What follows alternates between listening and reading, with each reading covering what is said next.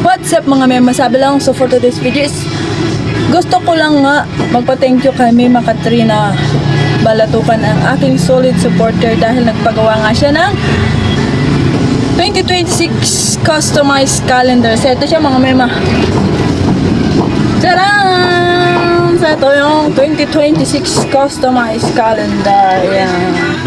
So sobrang tibay nga nitong laminated na to. Kasi nga customized, and kung gusto nyo magpagawa, send kayo ng pictures na ilalagay dito. And ayan, magandahan yan mga mema.